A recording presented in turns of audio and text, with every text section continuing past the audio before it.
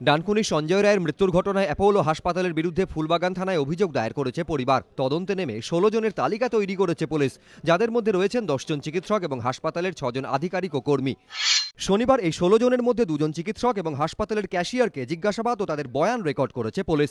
যেদিন সঞ্জয় রায়কে অ্যাপোলোয় ভর্তি করা হয় সেদিন এমার্জেন্সি ওয়ার্ডের দায়িত্বে ছিলেন এই ২ চিকিৎসক।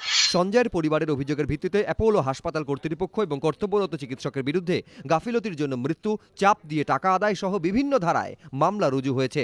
পুলিশ সূত্রে খবর, ২ চিকিৎসকের কাছে তদন্তকারীরা জানতে চান সঞ্জয়ের চিকিৎসায় কোনো গাফিলতি হয়েছিল কিনা, টাকা না দেওয়ার জন্য চিকিৎসা বন্ধ ছিল কিনা, ক্যাশিয়ারের কাছে টাকা জমা দেওয়া সংক্রান্ত বিষয়টি নিয়ে জানতে চাওয়া হয়। ইতিমধ্যে অ্যাপোলো হাসপাতালে সিসিটিভি উদ্ধার করেছে পুলিশ। হাসপাতাল কর্তৃপক্ষ মৌখিকভাবে মৃতের পরিজনদের বিরুদ্ধে হেনস্থার অভিযোগ করলেও পুলিশ সূত্রে খবর, ফুটেজে তেমন কিছু মেলেনি। এরই মধ্যে ময়নাতদন্তের রিপোর্ট হাতে এসেছে তদন্তকারীদের। পুলিশ সূত্রে খবর, সেখানে মৃত্যুর কারণ হিসাবে অতিরিক্ত রক্তক্ষরণের কথা বলা হয়েছে। এতদিন ভর্তি থাকলেও কেন সঞ্জয় রায়ের রক্তক্ষরণ বন্ধ করা যায়নি, চিকিৎসকদের কাছে এ বিষয়েও জানতে চান তদন্তকারীরা। এদিন পুলিশি তদন্ত নিয়ে সন্তোষ প্রকাশ করেছে সঞ্জয়ের পরিবার।